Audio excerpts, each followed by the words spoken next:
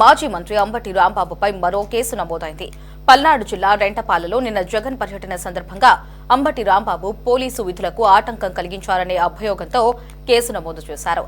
నిన్న రెంటపాలలో జగన్ పర్యటన సందర్భంగా సత్తెనపల్లి మండలం కంటేపూడి దగ్గర అంబటి రాంబాబు తన సోదరుడితో సహా అనుచరులతో కలిసి బ్యారికేడ్లు పడేసి పోలీసులతో గొడవ పెట్టుకున్నారు.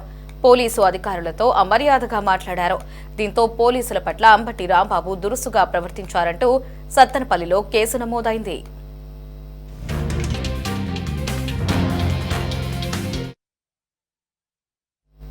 దీనిపై మరిన్ని అప్డేట్స్ ని మా రిపోర్టర్ ప్రమోద్ ఫోన్ లో అందిస్తారు. ప్రమోద్, చెప్పండి, నిన్న జగన్ పర్యటనలో భాగంగా అంబటి రాంబాబు అక్కడున్న పోలీసులతో దురుసుగా ప్రవర్తించారు, అమర్యాదగా ప్రవర్తించారు అంటూ కూడా అతనిపై తాజాగా మరో కేసు నమోదైనట్లు తెలుస్తోంది. పూర్తి అప్డేట్స్ ఏంటి? లారీ ఏదైతే నిన్న వైసీపీ జగన్ పర్యటనలో మాజీ మంత్రి చాలా దురుసుగా పోలీసులతో ప్రవర్తించాడు.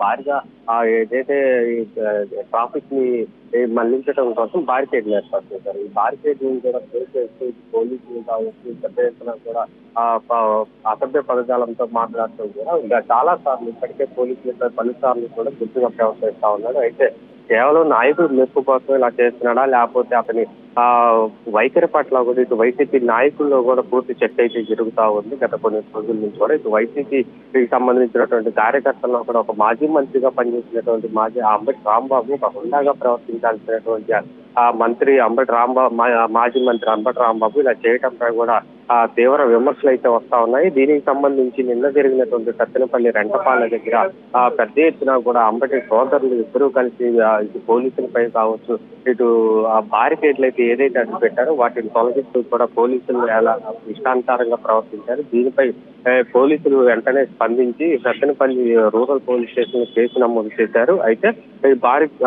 దీనికి సంబంధించి నిన్న ఒక విలేకరుల సమావేశం కూడా ఏర్పాటు చేశారు. ఎవరైతే ఈ పర్యటనలో పోలీసులు విధులకు ఆటంకం కల్పించారో వారిపై తప్పకుండా చర్యలు తీసుకుంటాము, వారిపై క్రిమినల్ కేసు పెట్టేందుకు కూడా సిద్ధమంటూ కూడా పల్నాడు జిల్లా ఎస్పీ కంచి శ్రీనివాసరావు తెలిపారు.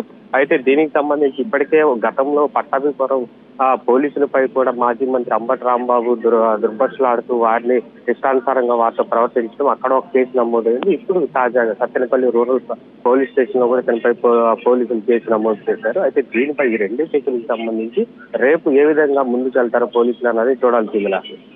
Right Pramod, thanks for the updates.